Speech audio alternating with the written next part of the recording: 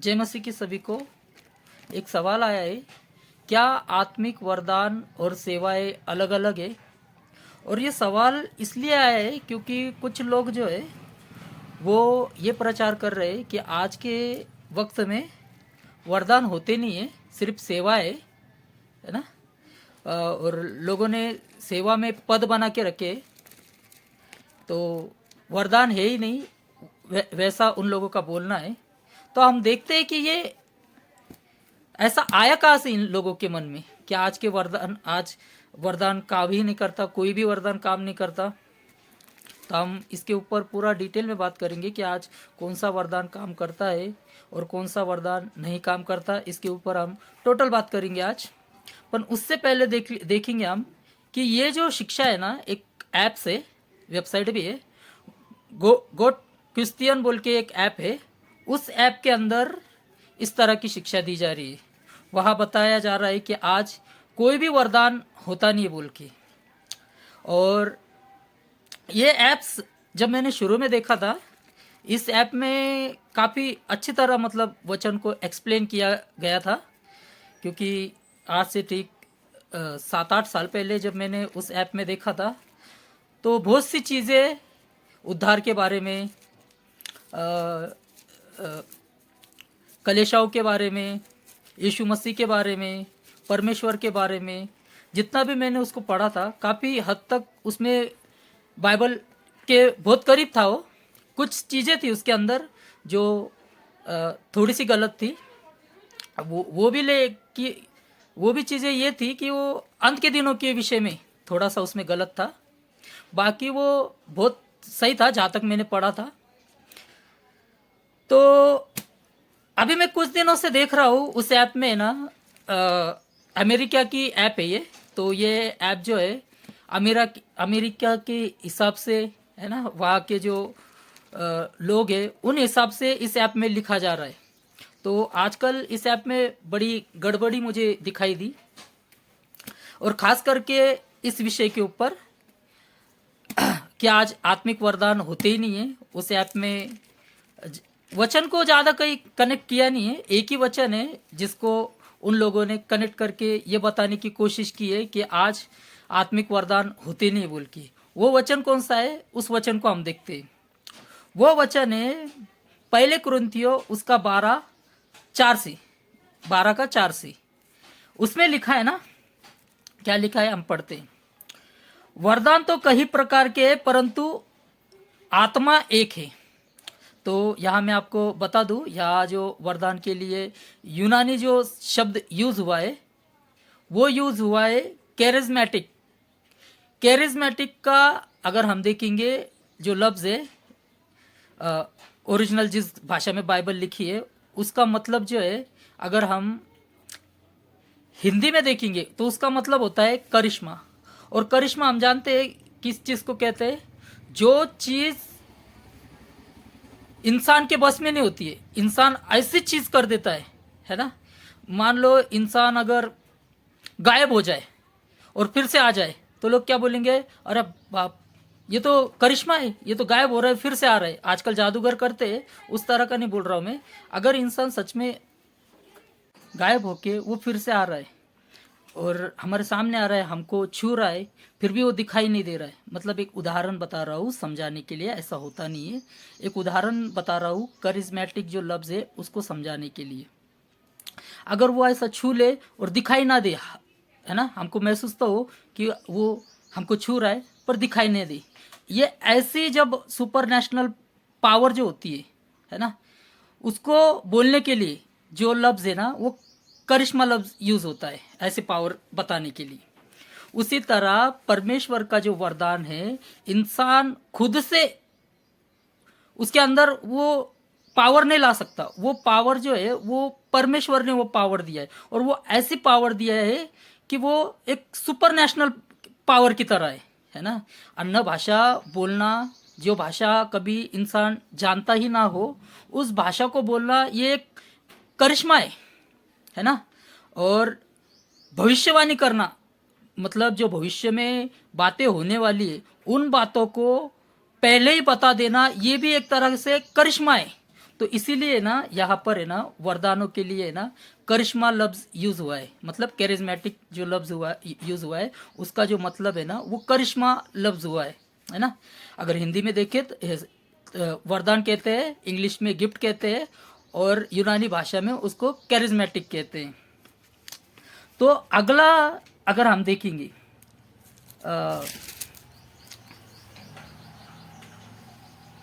पाँच में लिखा है और सेवा भी कई प्रकार की है परंतु परमेश्वर एक है। इस वचन को लेकर लोग बोलते हैं कि देखो वरदान कई प्रकार के, परमेश्वर का आत्मा एक है, और फिर बोलते हैं कि देखो सेवा भी कई प्रकार की है पर परमेश्वर एक है। इसका मतलब क्या है, सेवा और वरदान ये दोनों अलग अलग है, इस तरह प्रचार करते हैं। पर वो है ना उसके आगे का वचन नहीं पढ़ते, आगे का वचन क्या कह रहा है बोल के। आगे का वचन क्या कहता है वो भी हम पढ़ लेते। आगे का वचन कह रहा है और प्रभावशाली कार्य कई प्रकार के परंतु परमेश्वर एक है। यहाँ जो प्रभावशाली कार्य जो लिखा है ना, असल में ये प्रभावशाली कार्य नहीं लिखा है। इसको अगर हम देखेंगे यूनानी में इसका जो मतलब है वो लिखा है इनर गेमा, और इनर गेमा का जो ट्रांसलेट है ना अगर हम इंग्लिश में करें तो ऑपरेशन होता है, और अगर हिंदी में उसका ट्रांसलेट किया जाए तो उसका मतलब होता है संचालित करना। संचालित करना समझते हो ना आप लोग, जैसे टीवी चैनल में प्रोग्राम आते तो ऊपर से वो लोग संचालित करते है ना, डाल देते, फिर हमको टीवी के ऊपर वो चैनल दिखाई देते, उसको कहते हैं संचालित करना। तो वैसे पौलुस यहाँ क्या बातें बता रहा है आपको मैं पूरे कॉन्टेक्स्ट के साथ बताना चाहूँगा। यहाँ वो आत्मिक वरदानों के बारे में बता रहा है, और पहले वो बता रहा है कि आत्मिक वरदानों में ये बताने की कोशिश कर रहा है कि वरदाने कई प्रकार की है, सेवा भी कई प्रकार की है, प्रभावशाली कई प्रकार के, पर परमेश्वर एक है, ये बताने की कोशिश कर रहा है यहाँ। तो हम देखते हैं कि क्या बताना चाह रहा है पौलुस। सेवा कई प्रकार की है बोलकर, आत्मिक वरदान कई प्रकार की है बोलकर, और प्रभावशाली कार्य कई प्रकार के ये बताकर क्या बताने की कोशिश कर रहा है यहाँ पौलुस। तो यहाँ पौलुस ये बताने की कोशिश कर रहा है कि आत्मिक वरदान कई प्रकार के हैं, मतलब अन्य भाषा, भविष्यवाणी, शिक्षक, पास्टर, एवेंजलिस्ट, ये जितने भी वरदान हैं ये कई प्रकार के, और उस वरदानों को चलाने के लिए मतलब सेवा भी कई प्रकार की है। वो किस तरह की हो सकती है सेवा, कई प्रकार की। शिक्षक की भी उसकी सेवा हो सकती है, और पास्टर की भी उसकी सेवा हो सकती है, और एवेंजलिस्ट की भी वो सेवा हो सकती है। तो यहाँ पर ये बताने की कोशिश कर रहा है पौलुस कि वरदान कई प्रकार के हैं, और उन वरदानों को चलाने के लिए सेवा भी कई प्रकार की है। और उसको आगे लिखता है कि उन सेवा को संचालित करने के लिए क्या लिखा है, संचालित करने के लिए संचालित कार्य करने के लिए भी, संचालित करने का कार्य भी कई प्रकार का है। अगर इसको ट्रांसलेट किया जाए तो संचालित करेंगे कैसे। कोई किसी को सेवा मिली है, वरदान मिला है, तो वो संचालित करता कैसे है। अगर किसी कलेशा में सुसमाचार की ज़रूरत है तो वो संचालित करता है उनको सुसमाचार बता के। किसी कलेशा में अगर झूठी शिक्षाओं से गड़बड़ी चल रही है तो वो संचालित करता है उन लोगों को सही शिक्षा देकर। इस तरह ये मतलब होता है इस पूरे वचन का, संचालित करने का ये मतलब होता है। समझ में आया। कहीं पर भी पौलुस इस वचन में ये नहीं बोल रहा है कि यहाँ वरदान बाद में रहेंगे नहीं, सेवाएं कई प्रकार की होंगी और आत्मिक वरदान भी कई प्रकार के होंगे, ये नहीं समझा रहा है। यहाँ एक और वचन को बोल लेते हैं इस बात को प्रूव करने के लिए कि आज जो है वरदान है ही नहीं बोल के वरदान खत्म हो चुके हैं।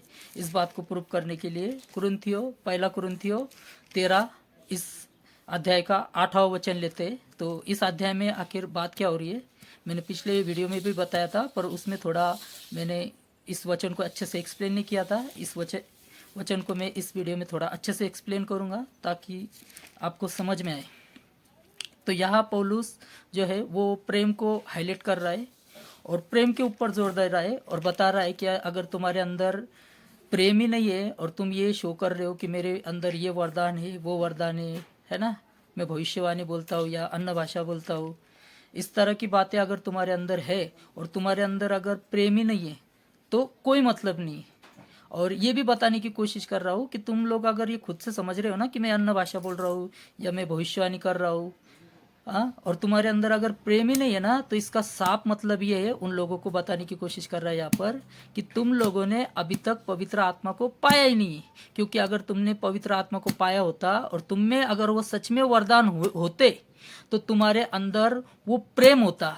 तुम्हारे अंदर प्रेम नहीं है, इसका साफ मतलब है कि जो वरदानों का तुम दावा कर रहे हो वो वरदान भी तुम्हारे अंदर नहीं है। ये यहाँ पौलुस का कॉन्टेक्स्ट है इन लोगों के लिए। और फिर 8 से अगर हम पढ़ते फिर वो प्रेम को हाईलाइट करता है, क्या बोलता है, प्रेम कभी टलता नहीं, भविष्यवाणी हो तो समाप्त की जाएगी। कब समाप्त की जाएगी भविष्यवाणी?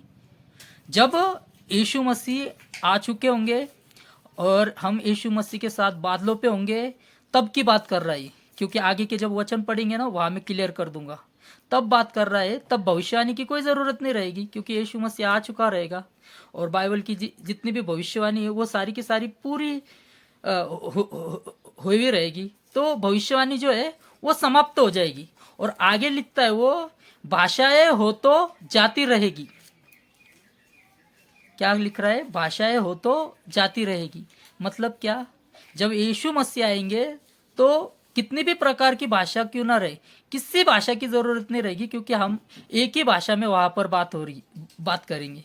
तो इसलिए बोल रहा है आगे कि भाषाएं हो तो जाती रहेगी। और फिर आगे लिख रहा है ज्ञान हो तो मिट जाएगा।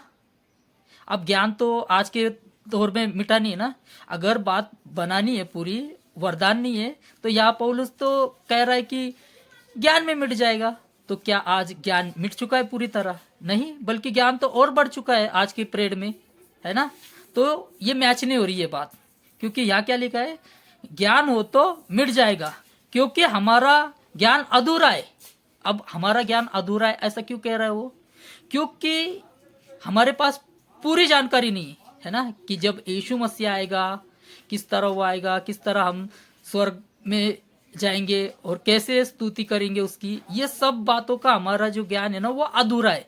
जितना प्रकाशित वाक्य में दिया हुआ है उतना हमको पता है, पर वो भी हमारा अधूरा है क्योंकि बहुत सी बातें हमको पता नहीं। इसलिए यहाँ पर ये कह रहा है कि हमारा ज्ञान जो है वो अधूरा है और हमारी भविष्यवाणी अधूरी है क्योंकि वो भविष्यवाणी पूरी हुई नहीं ना, इसलिए वो भविष्यवाणी अधूरी है। फिर आगे लिखता है 10 में, परंतु जब वो सर्वसिद्ध आएगा। कौन? यहाँ पर लोग है ना इस सर्व सिद्ध को ये समझते हैं कि उस पीरियड में बाइबल नहीं थी जब ये पत्री लिख रहा था। तो यहाँ पौलुस का मतलब ये था कि सर्वश्रेष्ठ आएगा मतलब बाइबल आएगी तो अधूरा मिट जाएगा, ये बताने की कोशिश करते कुछ लोग। पर यहाँ जब लिखा है ना सर्वश्रेष्ठ आएगा, तो सर्वश्रेष्ठ कौन है? यीशु मसीह। तो यहाँ यीशु मसीह जब आएगा तो अधूरा मिट जाएगा, ये बात हो रही है यहाँ पर। और 11 में लिखा है, जब मैं बालक था तो मैं बालकों के समान बोलता था, बालकों सा मन था, बालकों की सी समझ थी, परंतु जब सिहाना हो गया तो बालकों की बातें छोड़ दी। और आगे 12 में बोल रहा है, अभी हमें दर्पण में धुंधला दिखाई देता है। क्या दिखाई दे रहा है दर्पण में धुंधला? मतलब आने वाला वो, मतलब जो आएगा है ना, उसका राज्य आएगा, वो पूरी तरह नहीं दिखाई दे रहा है ना, धुंधला धुंधला सा दिखाई दे रहा है ना। परंतु उस समय आमने सामने देखेंगे। किसको देखेंगे? यीशु मसीह को, यीशु मसीह के राज्य को, वो है ना आमने सामने देखेंगे, है ना। किस समय? मेरा ज्ञान अधूरा है परंतु उस समय ऐसी पूरी रीति से क्या लिखा है, पहचानूंगा जैसा मैं पहचान गया हूं। मतलब यहाँ ये बताने की कोशिश कर रहा है, इस तरह प्रचार कर रहे लोग कि आज जो है वो वरदान है ही नहीं, बस एक पद है। और आज लोग पास्टर बन बैठे, वो एक पद है, अगर कोई एवेंजलिस्ट बन बैठा है तो वो भी एक पद है ना। अगर कोई प्रेरित बैठा है तो वो भी एक पद है। इस तरह की शिक्षा बना ली है लोगों ने कि वरदान होते ही नहीं। अब हम बात करेंगे वरदानों के ऊपर मेन, कि बाइबल अनुसार कौन से वरदान है जो आज भी काम करते हैं, और ये लोग उन वरदानों को पद समझते हैं। उस बारे में आज हम थोड़ा सा बात करेंगे। पहले तो हम सबसे पहले बात करते हैं हम प्रेरित के वरदान की। तो आज जो वचन है पूरी दुनिया में फैल चुका है ना। हर जगह यीशु मसीह के बारे में सुवार्ता पहुंच चुकी है। प्रेरित का काम होता है भेजा जाना, अन्य अन्य देशों में जाके लोगों को सुसमाचार सुनाना। तो उसकी अभी ज़रूरत रह गई नहीं है, क्योंकि हर एक देश में जो है सुसमाचार प्रचारक लोग हैं, एवेंजलिस्ट जिसको कहा जाता है, ऐसे लोग हैं। तो वहाँ पर वो लोग उन लोगों को प्रचार कर देते हैं। तो आज जो है वो प्रेरित का जो वरदान है उसकी ज़रूरत नहीं होती है, प्रेरित के वरदान की। ऐसा नहीं कि परमेश्वर ने उस वरदान को ख़त्म ही कर दिया है ना। जहाँ ज़रूरत गिरेगी परमेश्वर जितने भी वरदान है आज जो काम नहीं करते उन वरदानों को परमेश्वर इस्तेमाल करेगा, है ना। जैसे हम देखते हैं हमारा देश जब कैद में था उस समय भी बाहर से मिशनरी लोग आए और परमेश्वर ने उनके द्वारा, है ना, हमको वचन पहुंचाया, प्रेरित का वरदान वहाँ पर इस्तेमाल किया। पर आज के समय में ना बिल्कुल भी प्रेरित के जो वरदान की है ना ज़रूरत नहीं पड़ती, क्योंकि हर एक शहर में हर एक गांव में कोई ना कोई सुसमाचार प्रचारक है, वो सुसमाचार फैला रहा है। तो इसलिए प्रेरित का जो वरदान है उसकी ज़रूरत गिरती नहीं। अब दूसरा देखेंगे हम, दूसरा है शिक्षक का वरदान। अगर शिक्षक का वरदान ही नहीं है तो पास्टर लोगों को सिखाएगा कौन? गलत जो शिक्षा है वो जो चल रही है आज दुनिया में, वो शिक्षा को सही करेगा कौन अगर शिक्षक का ही वरदान नहीं है?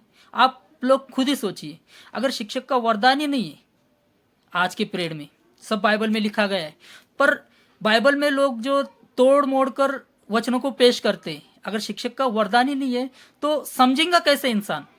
तो इसीलिए ना शिक्षक का भी वरदान बहुत ज़रूरी है। अब हम देखते हैं भविष्यवाणी का वरदान। अब हम भविष्यवाणी के ऊपर बात करते हैं। भविष्यवाणी जितनी भी दी गई थी कलीसिया के लिए, अगर पुराने नियम में देखते हम, जब भी परमेश्वर किसी को भविष्यवाणी देता था, देश के लिए भविष्यवाणी देता था, वो इसलिए देता था कि कोई उस देश का नाश न कर दे, है ना। और वो लोग पहले ही जान ले कि हमारे ऊपर ये देश कब्जा करने वाला है, इसलिए परमेश्वर उनको गवाही मतलब भविष्यवाणी देता था कि वो देश तुम्हारे पे कब्जा करने वाला है, तुम ऐसा ऐसा करो, है ना। कुछ लोग नहीं माने फिर भी कब्जा हुआ। ऐसी कुछ भविष्यवाणी परमेश्वर पुराने नियम में देता था देशों के लिए। तो आज जो है वो देशों के लिए भविष्यवाणी की ज़रूरत नहीं है, कौन सा देश क्या कर रहा है। और रही अंतिम भविष्यवाणी देशों के ऊपर कि एक दूसरे के ऊपर चढ़ाई करेंगे, जो कुछ भी है वो सारी भविष्यवाणी यहाँ पर दी गई है। अब आते हैं हम पर्सनल भविष्यवाणी के ऊपर। तो पर्सनल भविष्यवाणी की भी आजकल ज़रूरत गिरती नहीं है, क्योंकि आज परमेश्वर का आत्मा हर एक इंसान के अंदर होता है और वो आत्मा लोगों को गाइडेंस करता है हर एक बात में। तो आज भी जो है वो पर्सनल भविष्यवाणी जो है जो लोग करते हैं, किसी के ऊपर तेरी शादी होगी, तेरे को जॉब लगेगा, इस तरह की जो भविष्यवाणी करती है वो भविष्यवाणी नहीं है। क्योंकि भविष्यवाणी जब परमेश्वर देता है, क्या कारण हो सकता है परमेश्वर? बाइबल में हम सिर्फ एक भविष्यवाणी देखते हैं जो पर्सनली की गई थी पतरस के लिए, है ना, कि तू मुझे 3 बार इनकार करेगा, वो भविष्यवाणी ज़रूरी थी।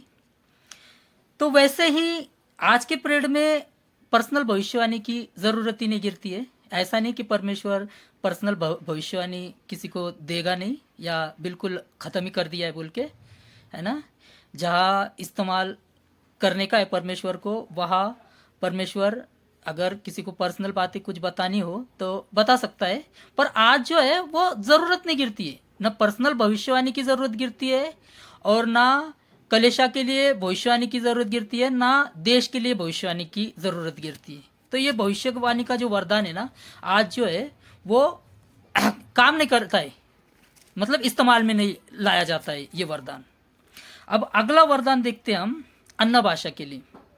तो अन्य भाषा में जो वरदान मिला करता था, जैसे प्रेरितों के काम में देखते हम, है ना, लोग तरह तरह की भाषा बोलने लग गए। तो इसका मतलब क्या है, इस पृथ्वी की भाषा।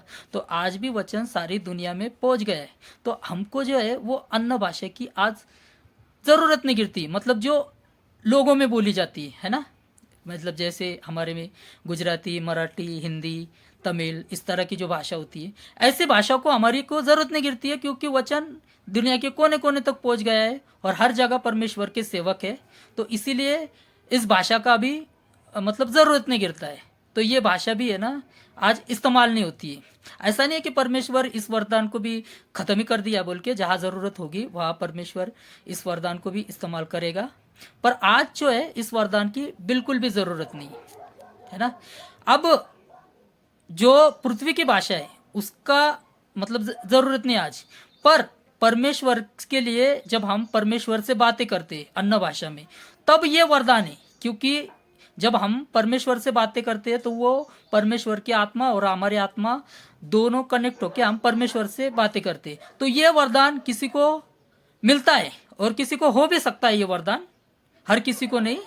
और ये जब वरदान मिलता है तो ये 2 या 3 वर्ड नहीं मिलेंगे इंसान को, पूरी की पूरा भाषा मिलेगी।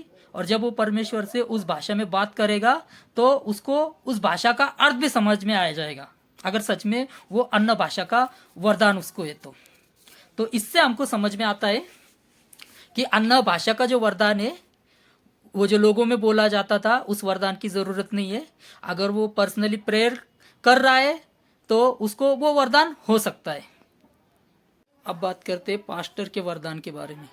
पास्टर का वरदान तो बहुत ज़रूरी होता है, क्योंकि पास्टर का मतलब होता है चरवाहा, और चरवाहा का वरदान होना ही चाहिए परमेश्वर की तरफ से, तभी वो भेड़ों की रखवाली कर पाएगा।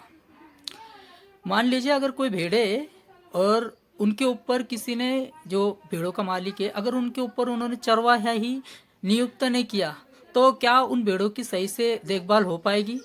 नहीं ना। उन भेड़ों को लेकर जाना, घास चराना, ये सब कौन करता है? एक चरवा करता है ना।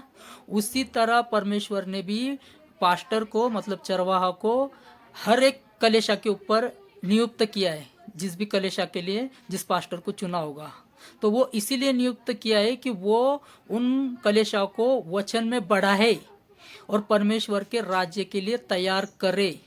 तो पास्टर का वरदान होता है, ये कोई पद नहीं होता है। जैसे अब बात करते हैं चिन्ह और चमत्कार के वरदानों के बारे में, तो इसकी भी ज़रूरत नहीं रह गई हमारी, क्योंकि कोई ज़रूरत नहीं आज किसी को लाल समुंदर लाल करके दिखाने की, या समुंदर को 2 भागों में बांटने की, जिस तरह चिन्ह और चमत्कार दिखाया करते थे। तो आज उस चिन्ह और चमत्कार की भी आज ज़रूरत नहीं है। और यीशु मसीह ने वचन में कहा है कि लोगों को जब यीशु मसीह को लोग कह रहे थे कि तू कोई चिन्ह दिखा कि तू परमेश्वर का पुत्र है बोल के, तो यीशु मसीह ने उनको कहा कि योना के अलावा इस पीढ़ी को कौन सा भी चिन्ह नहीं दिया जाएगा। जिस तरह योना 3 दिन 3 रात मछली के पेट में रहा था, उसी तरह परमेश्वर का पुत्र कब्र में रहेगा 3 रात 3 दिन, तो ये चिन्ह होगा। तो इसके अलावा और कोई चिन्ह उन लोगों को नहीं दिया जाएगा। तो आज चिन्ह और चमत्कार की भी ज़रूरत नहीं है। तो इसीलिए ये वरदान भी काम में नहीं लाता है परमेश्वर लोगों के द्वारा। अब रहा चंगाई का वरदान। चंगाई का जो वरदान है, वो वरदान जब मिलता था, हम बाइबल में देखते पौलुस के टाइम, पतरस के टाइम, जितने भी हम चंगाई के उदाहरण देखते हैं यीशु मसीह के टाइम तक, वो सारे उदाहरण में हम देखते हैं कि जैसे ही इन लोगों ने प्रार्थना की वैसे ही वो लोग तुरंत ठीक हुए। तो ये होता है चंगाई का वरदान। यीशु मसीह या बाकी चेले, जब इन लोगों ने किसी को चंगा किया तो कैसे वो चंगाई तुरंत हुई, है ना। पतरस ने जब उस लंगड़े व्यक्ति को बोला कि हमारे पास कुछ नहीं है, पर हम जो कुछ भी देते यीशु के नाम से उठ खड़ा हो जा, तो ये होता है चंगाई का वरदान तुरंत। पर आज ऐसा चंगाई का वरदान की ज़रूरत नहीं गिरती। ऐसा नहीं कि ये वरदान है ही नहीं। और जो लोग ऐसा दावा करते हैं ना कि हमको वरदान है, तो वो लोग जो पोलियो है, ऐसे व्यक्ति को किसी ने चलाया क्या, या किसी को ऐसे एड्स से, ऐसा जो व्यक्ति है उसको किसी ने ठीक किया क्या? ऐसा नहीं। सालों साल प्रार्थना करके नहीं। कोई अगर होगा, किसी को भयंकर बीमारी हो, तो ऐसे तुरंत किसी ने चंगा किया है क्या? नहीं ना। तो आज उस वरदान की जरूरत नहीं होती है। तो अब लोग ये सवाल पूछेंगे तो लोग चंगे कैसे होते? वो हमारे प्रार्थनाओं का असर होता है। हम किसी बीमार के लिए जब वो हमारे पास आता है, हम उसके लिए प्रार्थना करते हैं तो वो धीरे धीरे ठीक होता है। 10 दिन में, 1 महीने में, 1 साल में, ऐसा उसको टाइम लगता है। तो वो वरदान है इसलिए ठीक नहीं हुआ है, बल्कि हम परमेश्वर के पास प्रार्थना कर रहे हैं, उस प्रार्थना के द्वारा, उस प्रार्थना के असर से वो ठीक हो रहा है। तो आज जो है वो चंगाई का वरदान भी जो है वो काम में नहीं लाया जाता है आज भी। और बाकी जितने भी वरदान है, परख का वरदान भी जरूरी है, और ज्ञान और बुद्धि का भी वरदान जरूरी है, क्योंकि ज्ञान और बुद्धि अगर नहीं रहेगी तो कैसे वचन को हम समझेंगे और कैसे हम लोगों को समझा पाएंगे। तो ज्ञान बुद्धि का भी वरदान जरूरी है। परख का भी वरदान जरूरी है, वो इसलिए कि हम चुनी हुई भेड़ों को परख के उनको परमेश्वर का वचन पहुंचा सके, है ना। इसलिए परख का भी वरदान जरूरी है। तो ये जितने भी वरदान है, सारे के सारे वरदान जरूरी है ना, जो नॉन मिनिस्ट्री वरदान है। और उसमें से कुछ वरदान है जो मैंने अभी ऊपर समझाया, जिन वरदानों की आज जरूरत नहीं गिरती है। परमेश्वर उस वरदान को इस्तेमाल करेगा जब उसको टाइम आएगा उस वरदानों की, है ना। तो आप समझ गए होंगे इस मेरे पूरे वीडियो से। और कुछ लोग जो पद समझते हैं और मिनिस्ट्री और पद को नहीं समझते, वो भी अगर इस वीडियो को अच्छे से देखेंगे और अच्छे से समझने की कोशिश करेंगे तो इस वीडियो को वो समझ पाएंगे। तो जय मसीह की। मेरे इस वीडियो को पूरा देखना। अगर इस वीडियो से कोई सवाल हो तो आप मुझे मैसेज कर सकते हो, कमेंट कर सकते हो, और मेरा नंबर इस चैनल के डिस्क्रिप्शन में दिया है, तो आप मुझे मैसेज भी कर सकते हो। तो ज़्यादा से ज़्यादा इस वीडियो को लोगों तक पहुँचाइए और सब्सक्राइब करके रखिए चैनल को, ताकि अगला वीडियो आए तो आप लोगों की तरफ पहुँच सके। जय मसीह की सबको।